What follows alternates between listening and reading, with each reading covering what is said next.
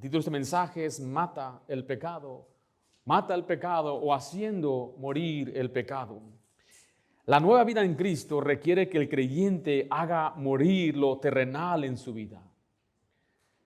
Hacer morir el pecado es decidir rechazarlo y no darle lugar en su vida. Y el pecado es cualquier cosa que Dios desaprueba.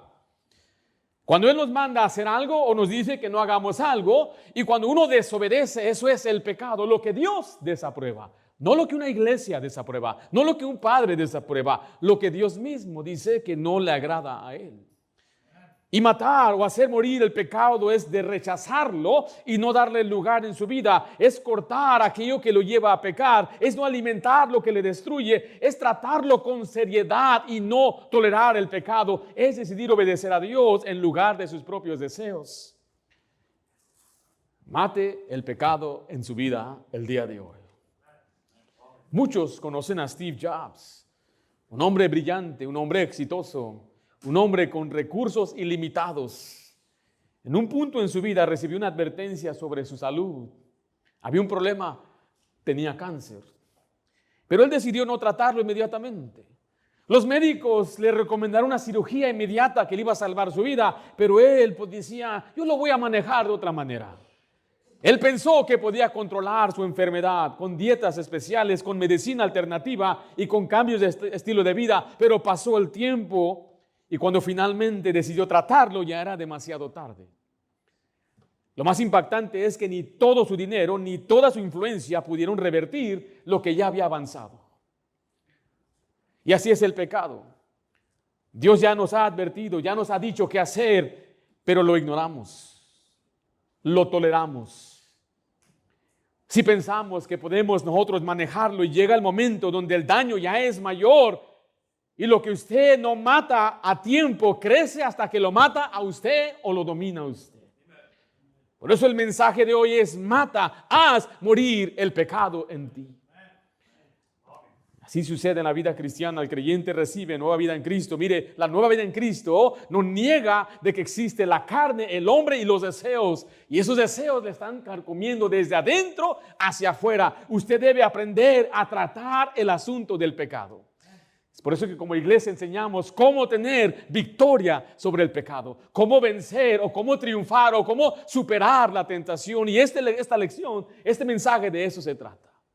Porque sí, como vimos en el versículo 1, note en los versículos anteriores, aquí vemos que ahora estamos en Cristo. Si pues habéis resucitado con Cristo, buscad las cosas de arriba, donde está Cristo sentado a la diestra de Dios. Vimos que el creyente tiene una nueva prioridad, una nueva manera de pensar, una nueva identidad, pero también después nos recuerda de algo que éramos antes. Mira el versículo 7, en las cuales vosotros también anduvisteis, ¿cuándo?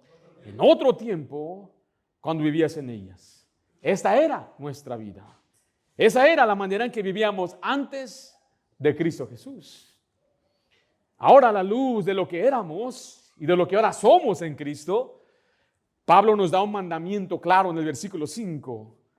Haced morir pues lo terrenal en vosotros. Lo terrenal es el pecado. Si usted ha recibido vida en Cristo, entonces usted debe tratar con aquello que le pertenece a la vieja vida. Tiene que cambiar. No existe un cambio automático. No existe que el que tiene nueva vida en Cristo automáticamente cambia. No, porque ahora tenemos que tratar con el viejo hombre. ¿Sí se acuerdan del viejo hombre? Si usted es nuevo, la Biblia dice que cuando usted recibe al Señor es nueva criatura. Y usted tiene ahora el nuevo hombre que ha sido regenerado, pero existe el viejo. ¿Y quién es el viejo hombre? ¿Quién es? Su carne, lo terrenal, que está viciado con los deseos de esta vida, de su vida pasada. Pero ahora que usted es cristiano, ahora que recibe a Cristo, usted debe hacer morir, debe desechar el pecado, debe rechazarlo y no darle cabida en su vida. ¿Está conmigo, hermanos? La pregunta que debe contestarse en este día es: ¿está usted haciendo morir el pecado o lo está dejando dominar su vida? ¿Está matando el pecado o el pecado le está matando a usted? Y en estos versos Pablo nos enseña tres verdades claras de cómo el creyente debe tratar con el pecado. Pero mire, voy a avanzar en las primeras dos verdades para enfocarme en la tercera. Por eso pido que preste atención, acompáñeme con su Biblia, ojee conmigo, porque quiero que usted vea con su vista. La primera parte voy a tratar el aspecto doctrinal. Note conmigo el mandato claro. El mandato claro es este: haced morir lo terrenal. Vaya usted a Gálatas capítulo 5, por favor. Pablo da un mandamiento directo al creyente. Debe tratar con el pecado de manera firme y decisiva. Debe rechazar aquello que pertenece a la vieja vida. Usted debe aprender a luchar contra los deseos de la carne, hacer morir lo terrenal. Lo terrenal en vosotros apunta a esos deseos pecaminosos que están presentes en la carne. Y dice la Biblia que la carne está contra el espíritu y el espíritu está en contra de la carne en Gálatas 5:17. ¿Están conmigo ahí? Porque el deseo de la carne es contra ¿quién? El espíritu. Y el deseo del espíritu es contra ¿qué? Contra la carne. Note la siguiente frase: y estos se oponen entre sí. Mire, para que no hagáis lo que quisierais. ¿Qué es lo que quiere hacer? El bien. ¿Qué quiere hacer? Vivir una vida recta. ¿Qué quiere hacer? Servir a Dios. Pero la carne dice no. Y se opone al espíritu. Vaya a Pedro 2:11 mientras va allá. Le pido a hermano Josué si puede venir para acá. Hermano Jorge, ya que estás ahí, ven para acá también tú. Uno de ellos es la carne y el otro es el espíritu. ¿Cuál escogemos que sea la carne? A ver, la carne, venga para acá, por favor. La carne es lo terrenal, los deseos pecaminosos. Y el espíritu es la naturaleza divina que Dios nos ha dado por la fe en Jesús. Muchos de ustedes tienen que comprender esto porque dicen, bueno, es que a veces yo me ladeo más por los deseos de mi carne. Y muchos empiezan a dudar, ¿seré salvo? Si usted ha creído en Jesús, usted es salvo. Pero hay una lucha dentro de usted. Y esa lucha es constante, esa lucha es diaria. Y esa lucha puede ser ganada si usted hace morir lo terrenal en usted. Mire, Pedro 2:11, amados, yo ruego como extranjeros y peregrinos que os abstengáis, ¿de qué cosa? De los deseos de la carne, mire, que batallan contra el alma. Aquí Pedro describe estos deseos como algo que hace una guerra interna. Vengan acá los dos. Ahora se van a pelear para que vean quién es el que está más fuerte. Mire, porque yo tengo deseos de servir a Dios. ¿Usted tiene deseo de servir a Dios? A propósito, esto no es una evidencia de que usted es realmente salvo. Realmente salvo es una persona que ha creído en Cristo Jesús. ¿Y qué necesita una persona que es recién salva? Escuchar predicación, enseñanza, se le debe redarguir, se le debe enseñar lo que ahora debe ser. Se llama eso discipulado. Y le tengo que discipular y enseñar y usted debe seguir a Jesús. Pero tenemos un problema, es la carne. El Espíritu me dice lo que debo hacer a través de las Escrituras. A través de la predicación se me enseña lo que debo hacer. Me levanto temprano, son las 5 de la mañana. ¿Qué debería hacer? No, pero si entro hasta las 9 voy a dormir otras 2 horas. ¿Qué sería bueno hacer? Espíritu, ¿qué debo hacer, Espíritu? Debo orar. ¿Carne? Otra siestita. Otra siestita. ¿A quién le va a hacer caso? ¿Sí me estoy explicando esa lucha que tiene usted? Me gusta usar siempre la expresión de un pastel. Usted sabe, hermano, que no debe comer pastel. Algunos ya le dijo el doctor, te vas a morir, pero ahí están, mira, entrándole. ¿Pero por qué? Y usted come y dice, yo sé que esto que estoy haciendo no lo debo hacer, pero es dominado por su deseo. Entonces, usted tiene que aprender a andar en el Espíritu y saber que hay una lucha constante. La lucha contra el deseo y la carne y la decisión diaria de rechazar el pecado. Por eso dice, haced morir. Vaya a Romanos 6, versículo 12, por favor. No es algo que se hace una sola vez. Es una decisión constante de rechazar el pecado cada día en su vida. El creyente no debe permitir que el pecado gobierne su vida. La Biblia usa esta palabra, dice el versículo 12, no reine.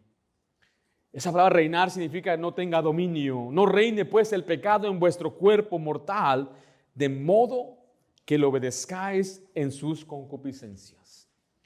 Que no te domine. Que la carne te quiere dominar. Domíname. Dominar es tomar control. Y no puedo hacer lo que yo quiero. ¿Qué es lo que quiero hacer? Lo que el Espíritu me dice. Y el Espíritu me está tratando de guiar y enseñar cómo vivir la vida cristiana. pero la carne no me deja. Y algunos tristes, carne. No, pastor, no soy yo, es la carne. Sí, por eso dice la Biblia, haced morir. Tenemos que matar la carne. La Biblia dice poner el cuerpo en sujeción. Dios nos ha dado su Espíritu Santo para tener dominio propio. Usted dice, pastor, yo no puedo. Tiene razón, usted no puede, pero con la ayuda de Dios sí puede. Haced morir lo terrenal. En Mateo 5:29 nos enseña cómo el creyente debe rechazar cualquier oportunidad de pecar. Y vemos que para algunos quizás es una acción radical. Pero lo que Jesús está enseñando aquí es qué tan en serio usted debe tomar el pecado y qué debe hacer con él. Debe eliminarlo completamente. Mateo 5:29, por tanto, si tu ojo derecho te es ocasión de caer, ¿qué dice después? Sácalo y échalo de ti. Pues mejor te es que se pierda uno de tus miembros y no todo tu cuerpo y sea echado en el infierno. Jesús enseña que el pecado debe tratarse con una seriedad radical. ¿Qué debo hacer con mis ojos? Sacártelos.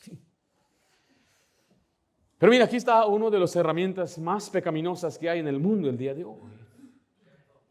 Por un lado es una gran bendición. Podemos hacer transferencias de bancos, hacer pagos, compras. Les mencionaba a los hermanos en el servicio en inglés que con el teléfono compré nuestro boleto de vuelo. Con eso lo presentamos al entrar, con eso bordamos, con eso compramos y hicimos todos los pagos mientras estábamos en aquel lugar. Qué tremenda herramienta es esto. Con esto me comuniqué con algunos hermanos, les dejé saber el miércoles a algunos que no iba a estar aquí. Pude yo comunicarme, hablar con mi papá, tremenda herramienta. Y cuando no pude ubicar a mi esposa su teléfono, yo le ayudo a encontrarle con este teléfono. Tremenda herramienta.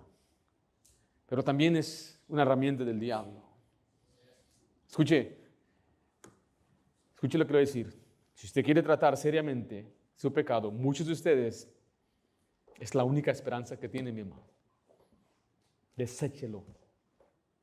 Borre algunas aplicaciones. Desactive sus cuentas. El problema no es la cuenta, el problema no es el teléfono, el problema es usted. Hay mujeres que pueden manejarlo, no hay problema, pero usted, hombre, ya sabe, no, me estoy adelantando. Me estoy adelantando porque hay otros pecados que vamos a ver aquí enseguida. Pero mire, vamos a ver, es el mandato claro. Tomen asiento, por favor. Ahora veamos la advertencia seria. El contexto aquí es la ira de Dios. Colosenses 3:6, ¿están conmigo ahí? Dice, cosas por las cuales la ira de Dios viene sobre los hijos de desobediencia. Aquí Pablo está mostrando que el pecado no es algo ligero y ni sin importancia. Dios responde al pecado con justicia y por eso el creyente debe tomarlo con seriedad. Note que el pecado provoca la ira de Dios. El versículo 6 dice de nuevo, cosas por las cuales, ¿qué cosa? La ira de Dios. El pecado no es inofensivo, es muy ofensivo y esto provoca a Dios. Dios es justo y Él no puede tolerar el pecado. Cuando usted lee la frase hijo de desobediencia, son personas que sus vidas son marcadas por desobediencia. Está hablando de incrédulos, no la fe en Cristo Jesús. Y el pecado que el creyente está llamado a matar es el mismo pecado que caracteriza a aquellos que no conocen a Dios. Dice, ¿por qué vives como es que si no conoces a Dios? ¿Por qué vives hasta peor a veces que los incrédulos? Dice Pablo en Efesios, hay pecados que ni se no debe nombrar entre los creyentes. Y Pablo lo dijo en Corintios capítulo 5, hay quienes han cometido un pecado que ni entre los incrédulos cometen. Y esa es la razón por cual la ira de Dios viene sobre esos hijos de desobediencia, pero para nosotros los salvos, Dios siempre va a tener que traer también disciplina y justicia.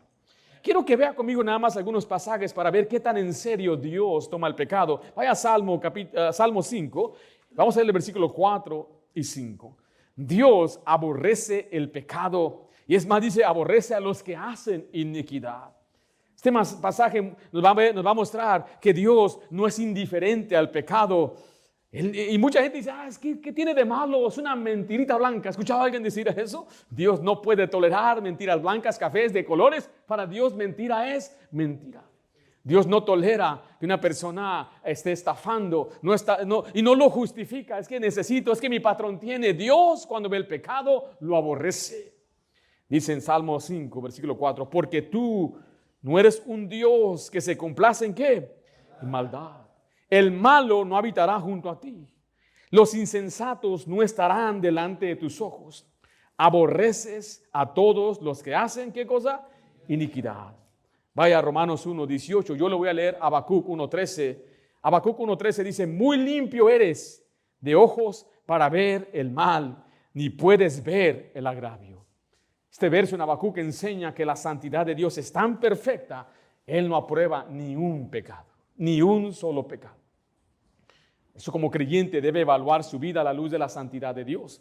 Y si usted no es creyente, la paga del pecado es muerte. Y la ira de Dios está sobre cada pecador y aquella persona que muere en su pecado, y aunque diga, yo no creo esas cosas, yo no creo en la Biblia, no le espera nada más que un castigo eterno, una condenación. Y no lo digo para ofenderle, lo digo porque le amo, para que se sepa que Dios quiere salvarle.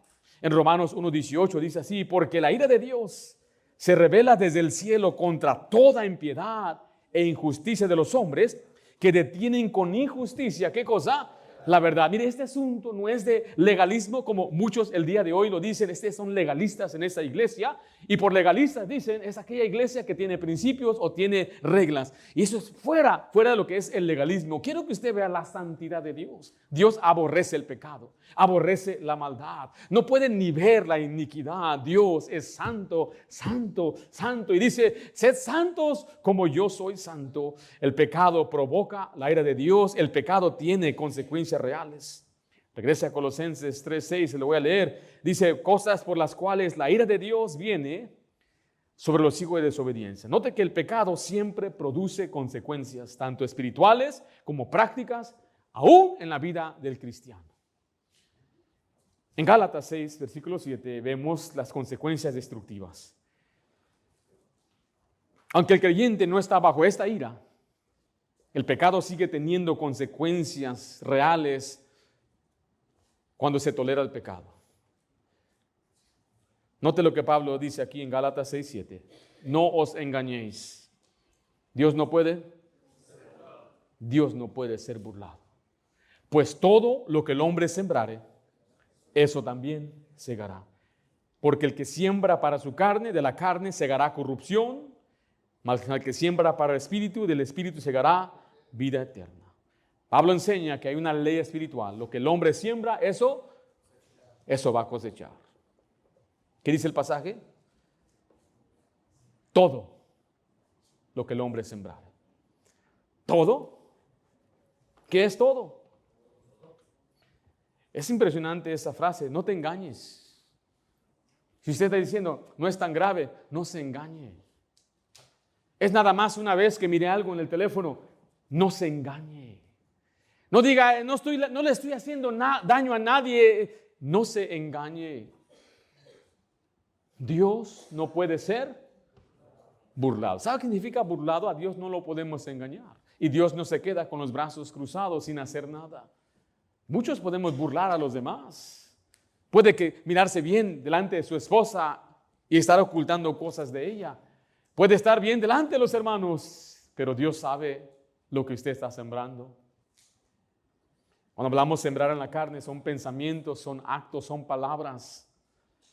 Todo lo que el hombre sembrara, eso segará. ¿Sabía usted que en la vida uno siembra y cosecha, pero no a veces se cosecha al mismo tiempo? Algunos han plantado unas plantitas en su casa y unas vegetales.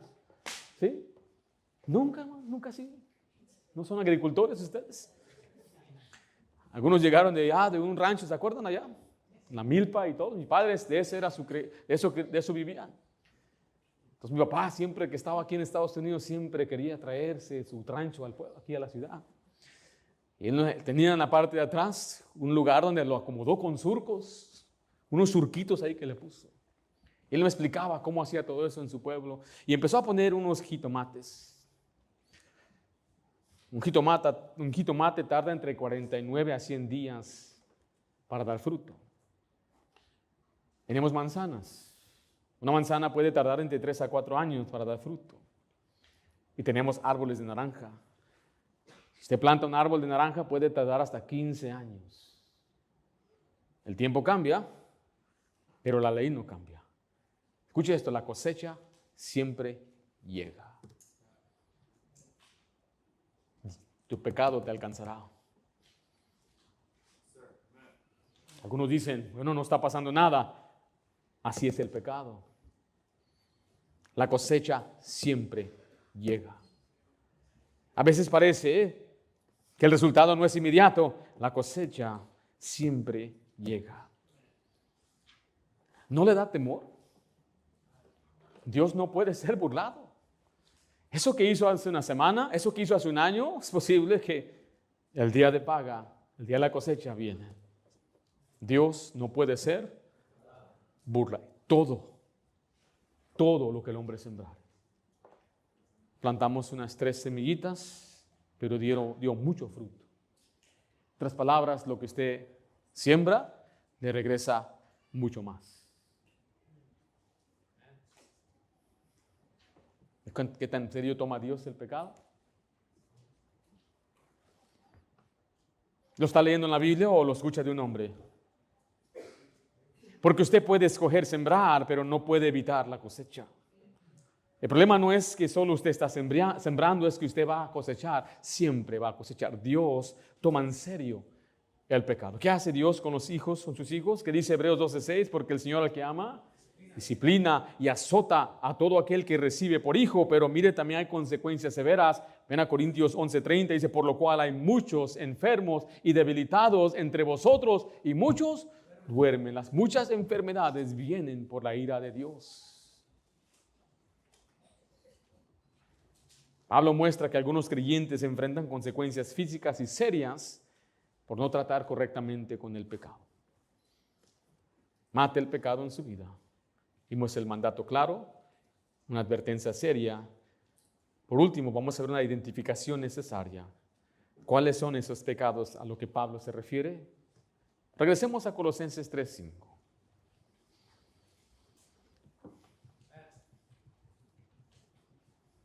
Y si tú eres un joven, más vale que pongas atención en estas palabras que vas a leer aquí.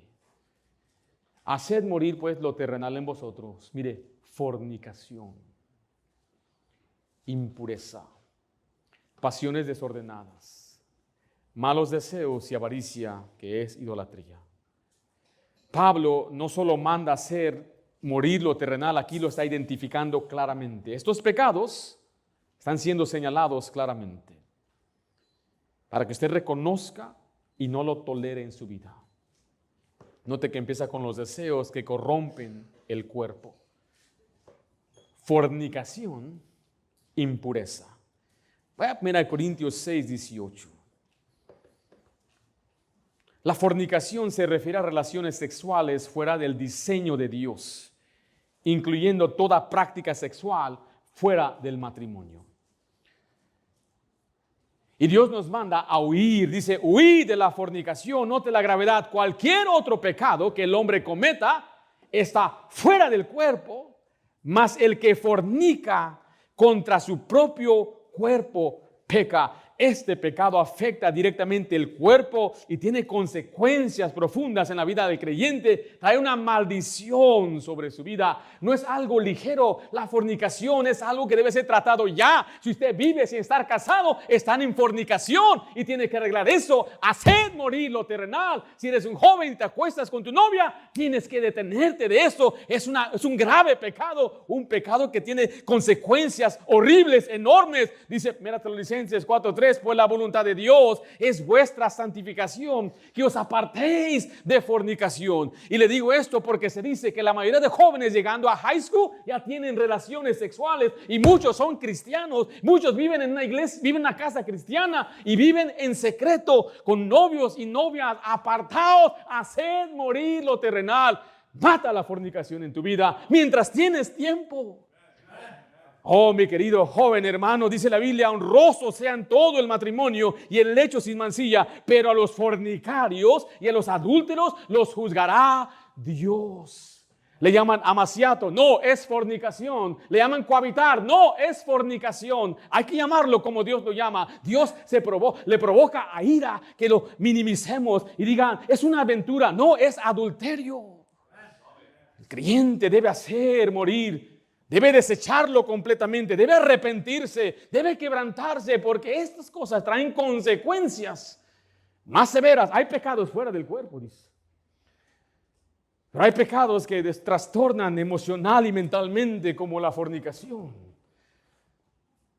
Hay una generación de muchachas exhibiéndose en línea al día de hoy. Qué tremendo y qué perversidades y qué vergüenza y qué pena me da. Ya después de que las usan y las abusan, después se lamentan. Mejor hazlo ahorita, señorita. Escucha bien, no te dejes llevar por cualquier muchacho y sus palabras bonitas que te enamoran. Por eso llama también a uno de los siervos de Dios en 2 Timoteo 2:22, huye también de las pasiones juveniles. El creyente debe mantener una vida alejado de estas cosas, debe huir. Es mejor que digan, aquí corrió que aquí quedó. Pero es que se van a burlar de mí, van a decir que soy una virgencilla. Está bien, lo eres, no hay nada malo en ello. Que un día tú entregues tu cuerpo en santo matrimonio a aquel hombre que Dios tiene para ti. Y no tengas tú que estar pensando y diciendo, yo di mi pureza a cualquier persona, se la di en un momento de gozo y pasión. No vale la pena. Es tiempo que en estos tiempos se predique más de este asunto. La fornicación se toca desde Génesis hasta Apocalipsis. El pecado más prevalente en la Biblia es la fornicación. Por eso Dios lo trata muy serio en Proverbios. Habla de la fornicación en Apocalipsis. Cada epístola de Pablo lo menciona, porque es algo muy común. Dicen, es nada más sexo, que es la gran cosa a los ojos de Dios. No es eso nada más, es algo muy serio. Es unirse en una carne, ser una sola carne. Por eso quiero advertirte, joven, ten mucho cuidado porque esto te va a traer, va a impactar tu vida más de lo que tú te imaginas. Dice no solamente fornicación, dice impureza. La impureza no se limita a acciones externas, sino que incluye pensamientos, deseos, imaginaciones que contaminan al corazón. Vaya conmigo a Mateo 5:28. Quiero que vea cómo Jesús enseña que el pecado no comienza con el acto visible, sino en el corazón. Es aquello que ensucia la mente, distorsiona lo que Dios diseñó como puro. Y no voy a ser tampoco aquellos que dicen las cosas raras, lo digo abiertamente. Aquí está mi hija, Dios, aquí está mi familia. Dios diseñó el matrimonio para ser gozado entre un hombre y una mujer. Dice la Biblia, deleítate con la mujer de tu juventud, con la mujer de tu pacto. Recréate con ella, gózate con ella. Todo dentro del diseño y la protección del matrimonio. Fuera de ello, ya cruzaste una línea que Dios nunca va a tolerar. Todo lo que el hombre sembrare, eso va a segar, cosechar. Hablo a los hombres que quizás dicen algunos, yo no estoy cometiendo adulterio, pastor, pero Mateo 5:28 dice, pero yo os digo que cualquiera que mira a una mujer para codiciarla, ya adulteró con ella, ¿dónde? En su corazón. Antes que haga una acción, hubo ya una mirada, un pensamiento, un deseo alimentado. Y la impureza comienza en la privacidad, en lo privado, cuando nadie ve, nadie sabe, pero Dios lo sabe, Dios lo ve. Y Él sabe lo que hay en su teléfono. Y Él sabe el historial que usted ha borrado.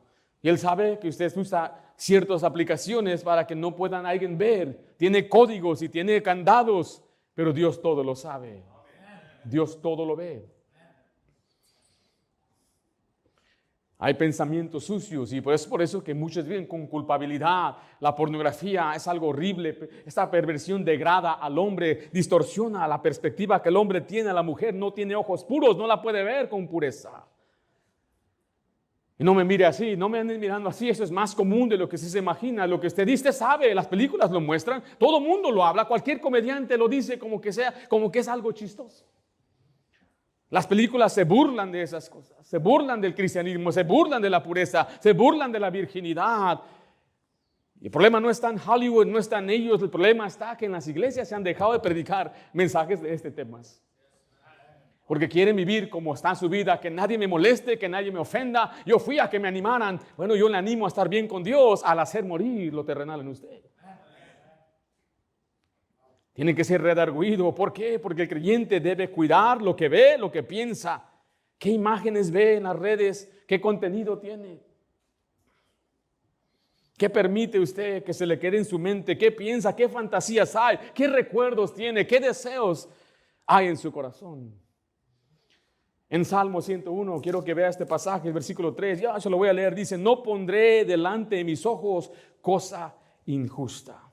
En Filipenses 4:8 se nos manda a pensar en todo lo honesto, todo lo verdadero. Tenemos que llevar cautivo nuestros pensamientos. Me dicen, ¿es pecado nada más mirar? Jesús dijo que sí lo es, ¿correcto? Pero hay algunos payasos por ahí que dicen, pastor, yo solamente estoy observando la belleza de Dios. Y piensan que nacimos ayer. ¿Habrá un hombre aquí que realmente sea hombre que diga nada más está observando la belleza al mirar a una mujer? ¿Es verdad eso, varones? No les dé miedo, hermanos. No hay ni un hombre que honestamente puede decir que no siente algo o no pasa algo en él si ve a la mujer como algunos lo ven en la televisión o en las redes sociales. ¿Somos hombres o no somos hombres? Las damas se desaniman. Yo pensé que tú eras diferente. Somos diferentes cuando andamos con Cristo. Y si tenemos como dice el pasaje, no somos dominados por estas cosas. Pero el creyente que no camina con Dios está dominado por eso. Anoche estaba mirando cosas que no. La noche anterior está dominado completamente, esclavo. Yo no me puedo yo pensar bien qué esperanzas hay para nuestra generación si los mismos datos dicen, mismos compañías de teléfono dicen 90 y tanto % se usa para ver contenido explícito. Ellos mismos nos dan la datación. ¿Usted piensa que se borra? No, Google es mentiroso, no le ha borrado nada, todo lo tiene registrado. Mi hermano Rafael, si no es verdad, mi hermano trabaja como ingeniería de computación y él sabe todo esto. Todo queda registrado. Y le da más miedo lo que piense Google que lo que piense Dios. Le da más temor lo que el gobierno anda buscando. Mira, el gobierno anda buscando a alguien como usted, a mí, que no somos nada, pero Dios sí. Él sabe exactamente lo que hay. La impureza. ¿Le está incomodando este mensaje? Esos son los deseos que corrompen al cuerpo. Pero miren los deseos que dominan el corazón. Regresemos a Colosenses 3:5.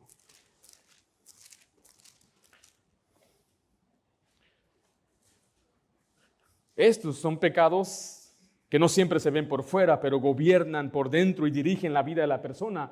Dice el versículo 5, pasiones desordenadas y malos deseos. Aquí Pablo ya no está hablando tanto de acciones externas, ahora está hablando de lo que pasa dentro en el corazón. Vaya a Romanos 7:17, por favor. Esos son deseos que si no se controlan van a terminar controlándonos a nosotros.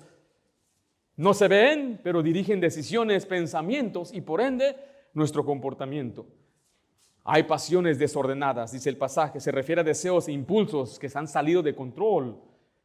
O sea, hay deseos normales. El hombre debe anhelar a su esposa, el hombre puede tener deseos por, como mencionamos, la comida, una carne asada, una coquita fría. ¿Sabía que en el cielo va a haber coca? No puedo probarlo teológicamente, pero yo pienso que algo tan delicioso como eso tiene que estar en el cielo. Yo creo que ya no vamos a tomar agua, eso es de la tierra, hermanos.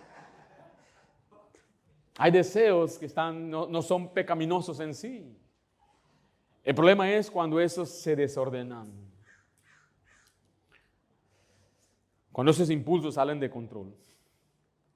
Yo sé que hay niños aquí, pero recuerde, esto es bíblico y es mejor que lo escuchen en la Biblia. Es normal que a un niño esté interesado en otra niña, pero no es tiempo de actuar en esos deseos. Hay jóvenes, quizás ya tienen la edad, pero no caminan con Dios, no deberían estar teniendo una amistad. Pastor, quiero hablar con usted para ver si me da permiso. No viene a la iglesia, no lee la Biblia, no está caminando con Dios. Fracaso garantizado. Garantizado.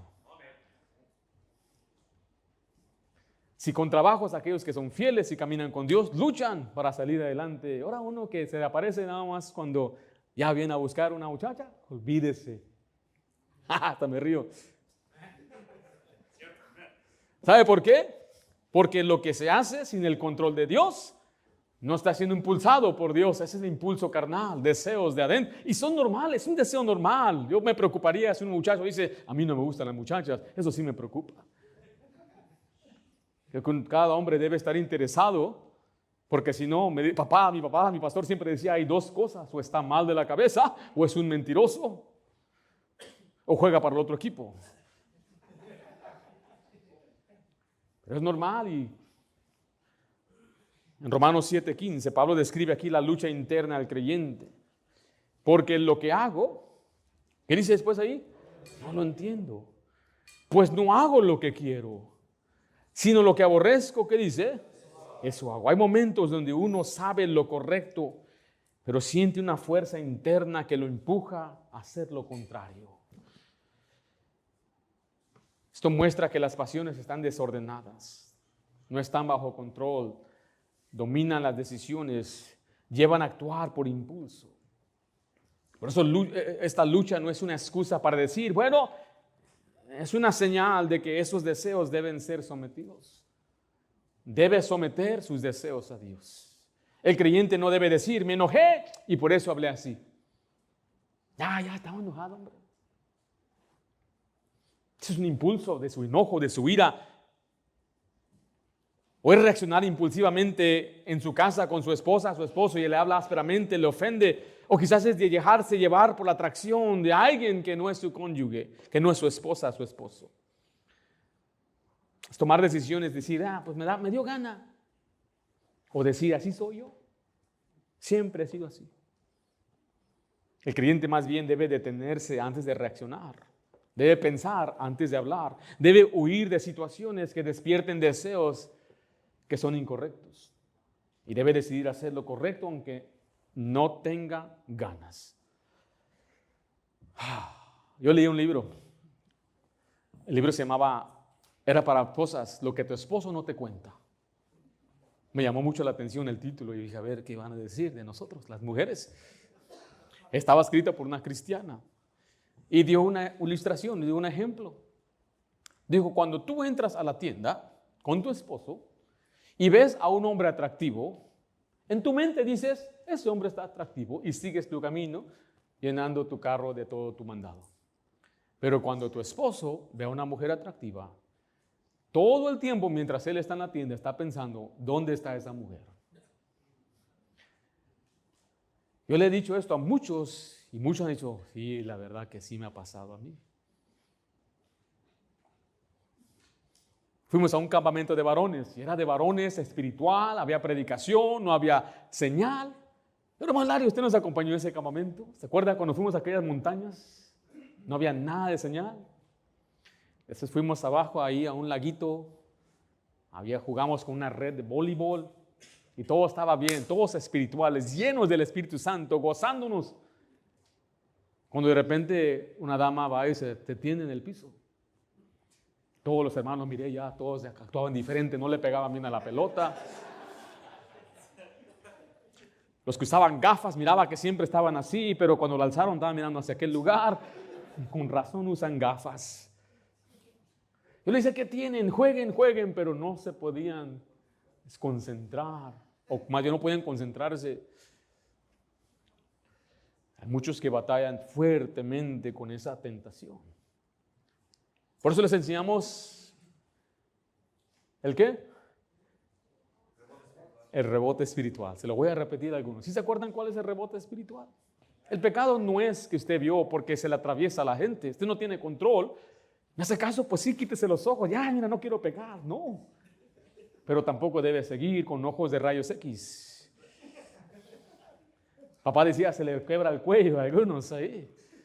Entonces, cuando usted está caminando y dice, bueno, algo que quiere provocarle, ¡ay! Un rebote espiritual. Reaccionar así. ¿Sí vio cómo? ¿Cómo? ¿Sí vio? No ande después. No. Siga. Sus ojos miren lo recto. No, pastor, otro día me dolió el cuello. Me andaba haciendo así. ¿Cómo? ¿Dónde anda? Pues fui a la playa. Pues por eso, imagínense. ¿Qué está haciendo ahí? El rebote espiritual, donde quiera, estaba volviéndolo loco.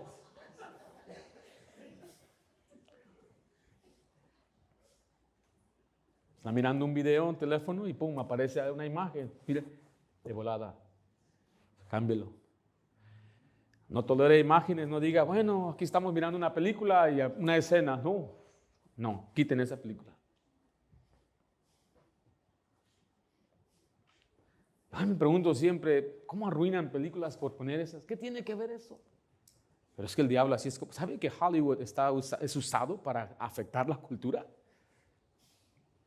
¿Qué tiene que ver esos actores dando su política cuando aceptan un Oscar? Quiero darle gracias a mi agente, pero también arriba Palestina. ¿Qué tiene que ver eso? Absurdo. Pero el mundo sabe. El mundo sabe cómo influenciar a la gente, cómo corromperlos.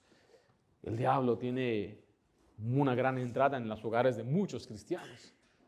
En las películas y los programas que ven. Sabía que ese pastor era exagerado. Amén. Así lo ven, así nos van a ver.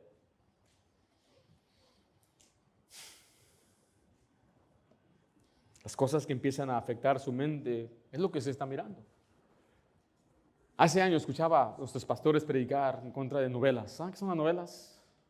La única novela que yo vi en toda mi vida era El Carrusel de Niños. ¿Se acuerdan de esa novela? Sí. Mamá se sentaba, le gustaba mirar una novela, se llamaba Dos mujeres, un camino. Y yo me sentaba con ella porque aparecía un actor, se llamaba Eric Estrada.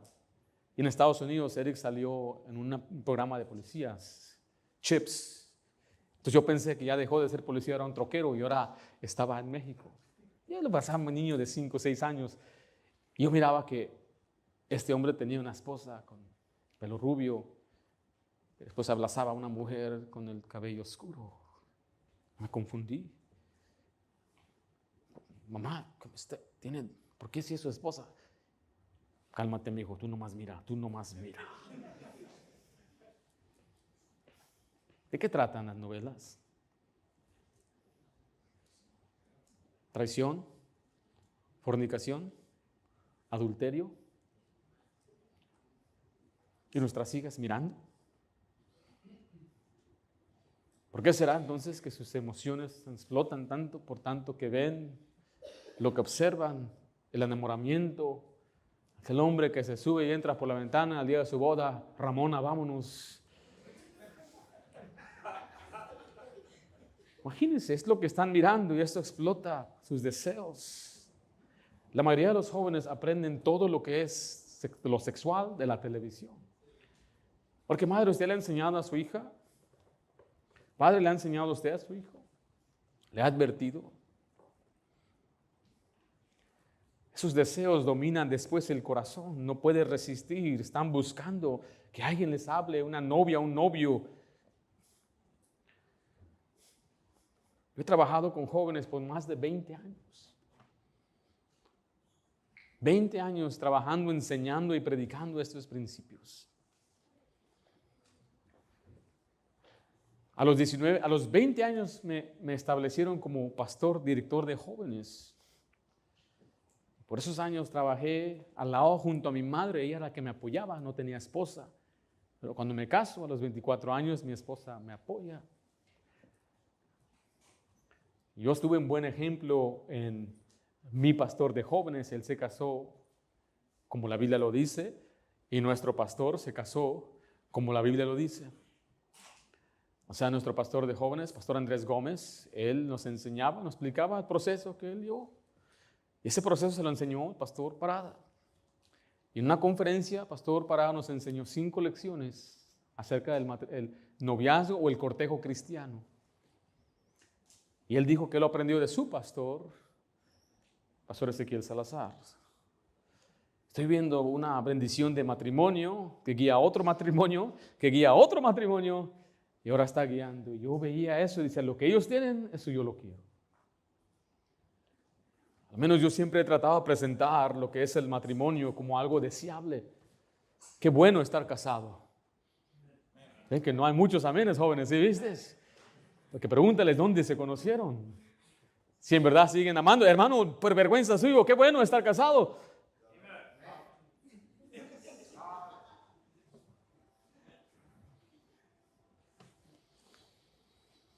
En Santiago 1:14 vemos que son estos malos deseos.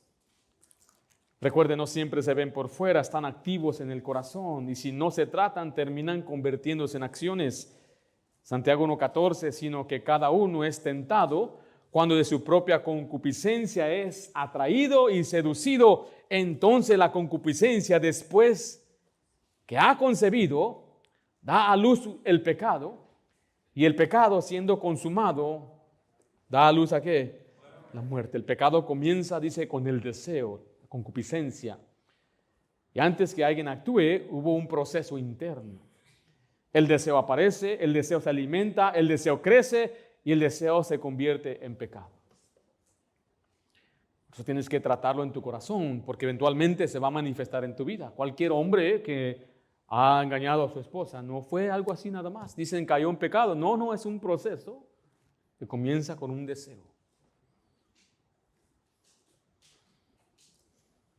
No sé si le está incomodando lo que estoy hablando, pero así sea. Yo como pastor, no solamente es mi trabajo, pero yo estoy más consciente y más pendiente de pecados que son secretos y salen a la luz. Mamá me decía una y otra vez, Ringo, Dios todo descubre. Y yo no ando de inspector, yo no ando de detective, siempre sale a la luz. Tarde que temprano, pero recuerde, usted hoy tiene la oportunidad de arrepentirse y pararlo antes que empeore. Antes que llegue a un punto donde ya no va a poder regresar.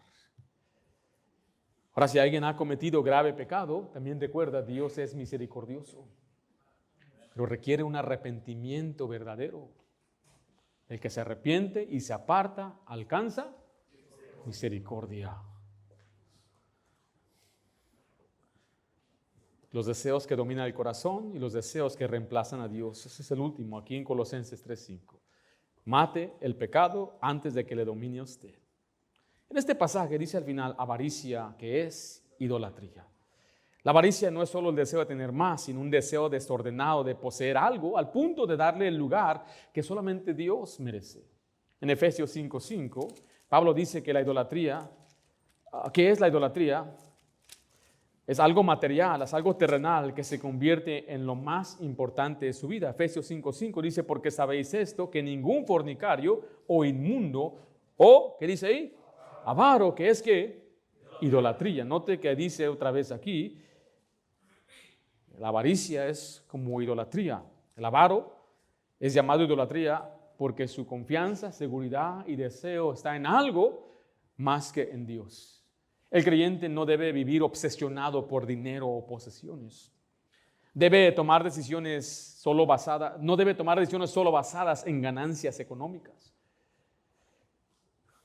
Debe poner el trabajo en segundo lugar, no por encima de Dios.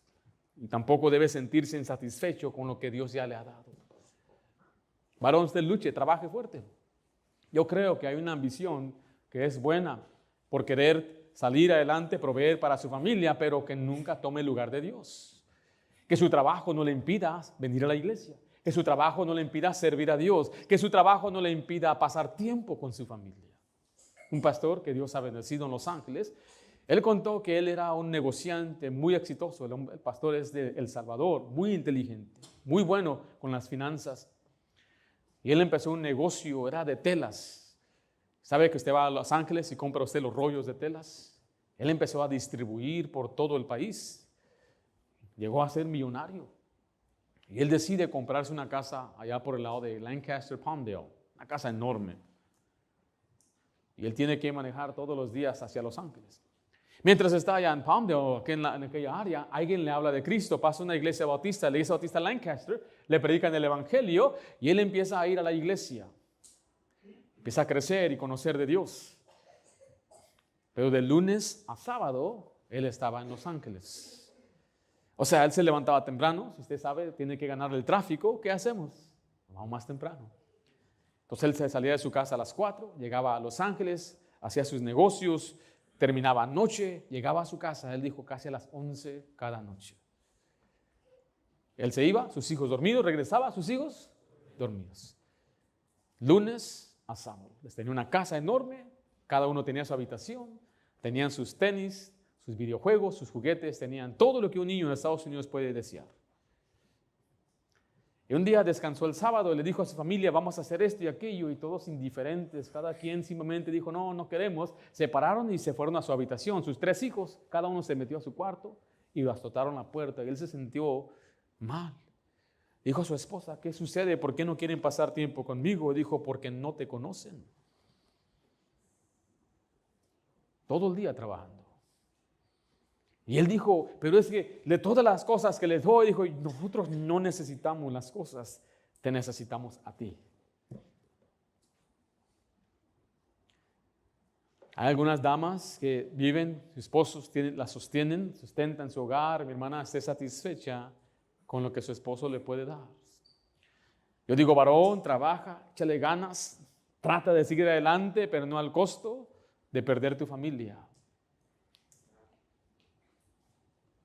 No vale la pena.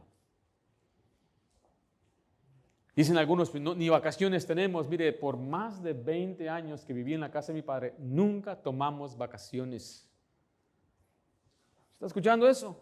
Esta generación de hoy y las vacaciones. ¿Eres hijo de Trump o qué? Yo no tomé vacaciones, pero mi padre siempre estaba ahí. Pasábamos tiempo juntos, es muy diferente. Mi papá no tenía dinero para llevarnos a vacaciones. Lo más que hicimos fue ir aquí a acampar en Lake Perris. ¿Han ido a Lake Perris? Un campamento horrible, pero ahí es lo mejor que él podía hacer por nosotros. Cada jueves nos enseñaba la Biblia, hacía altar familiar. Salíamos a evangelizar. Tengo memorias de venir a la iglesia. Me dicen, ¿cómo pasamos tiempo familiar? En la iglesia pasamos tiempo familiar. ¿Cómo pasamos tiempo familiar? Saliendo a evangelizar, pasamos tiempo familiar. Aparte tiempo, cuando llegue el trabajo, en vez de sentarse y ver el fútbol, pase tiempo con sus hijos. Pero es que estoy cansado, esfuércese. Sus hijos no entienden eso. Usted llega al trabajo y usted debe jugar con ellos. ¿Y qué hacemos? Y cuando les dé un libro, no salte las hojas tampoco. En el principio había un pato y el pato se murió. Ya acabé el libro. Pase tiempo con sus hijos. Había algunos ahí que es lo que hacen, ¿verdad? El dinero es importante, pero no debe ser lo más importante. El dinero es un buen siervo, pero no un buen señor. No puedes servir a 2 señores, dijo Jesús, porque amarás a uno y aborrecerás a otro. No puedes servir a Dios y las riquezas, el dinero. Este deseo debe hacerlo morir. El deseo por obsesionarse y tener más.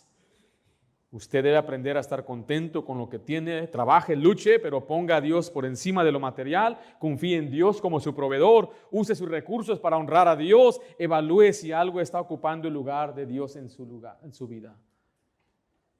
Lo que más desea, eso es su Dios.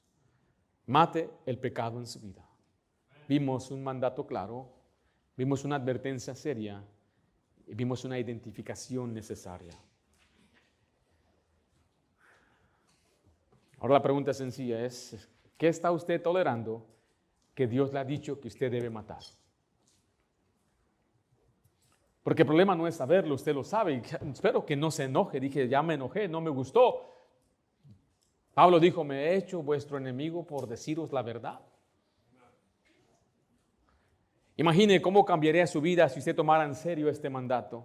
Tendría menos culpa. Tendría más paz, tendría dominio propio, una comunión más cerca con Dios. La vida cristiana no es ignorar el pecado, es enfrentarlo, no mañana, no después. ¿Cuándo? Hoy. No lo excuse, no lo justifique, no lo alimente, mátelo el día de hoy. Padre, doy gracias por tu palabra. Gracias por estos pasajes que leímos. Gracias, Señor, porque a pesar de que quizás en esta generación y en este siglo no es algo que se puede aceptar. Y sé, Señor, que al hablar de temas como estos pueden señalar otras cosas, el tono, pueden señalar que sienten atacados. Pero Señor, yo ruego que tu Espíritu Santo dé humildad y nos ayude a reconocer que es una gran advertencia que estamos recibiendo el día de hoy, cada uno de nosotros. Yo como pastor tengo que recordar y cuidar mi corazón, también contra esos deseos con la carne y aún la avaricia, aún en el ministerio. Señor, yo ruego que tú nos guardes y tú nos cuides. Ayúdanos a desechar el pecado, a rechazarlo. No solamente eso, Señor, sino quitar de nosotros cualquier cosa que nos haga pecar o caer en pecado. Das fuerzas espirituales para que cada uno de mis hermanos pueda hacer lo que tú quieres y hagan, que matemos en este día el pecado. Te lo pido en nombre de Cristo Jesús. Amén. Amén, hermanos. Ponemos de pie, hermano. Gracias por acompañarnos.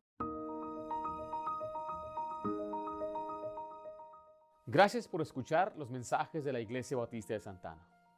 Esperamos que la predicación haya sido bendición para su vida. Y si es así, comparta este mensaje con otra persona. Si es su primera vez, queremos darle gracias por honrarnos con su presencia y por ser nuestros invitados. Como iglesia queremos proveerle oportunidades para crecer. En los siguientes momentos estaremos anunciando los próximos eventos. Le invitamos a que planee su calendario con nosotros. Así que sea partícipe del horario de nuestra iglesia. Fortalezca su fe por medio de la predicación y la enseñanza los domingos a las 10 de la mañana. Crezca en el conocimiento de la palabra de Dios y aprenda cómo aplicarla a su vida diaria los domingos a las 6 de la tarde. Acompáñenos los miércoles a las 7 para nuestro estudio bíblico, donde estamos estudiando la Biblia versículo por versículo del libro de Hechos. Para ponerse al día con nuestro estudio, vaya a nuestro canal de YouTube y vea los sermones anteriores. Jóvenes, acompáñenos los viernes a las 7 de la tarde para nuestro servicio juvenil. Para más información sobre nuestra iglesia y los eventos del año, visítenos en la web en santaanabaptist.org y planee su calendario con nosotros. O descargue nuestro boletín digital con nuestro código QR. También visítenos en YouTube, Facebook para ver los mensajes de nuestra iglesia o escúchenos en Spotify. Todos los mensajes son grabados y subidos a nuestro canal, Iglesia Bautista de Santa Ana. Si se perdió un servicio, no se pierda el mensaje. Gracias por estar con nosotros el día de hoy. Y si es su primera vez, le queremos decir que no queremos algo de parte de usted, sino más bien queremos algo para usted. Que su vida sea bendecida por medio de Cristo y su palabra. Dios les bendiga y tengan un buen día en la Iglesia Bautista de Santa Ana.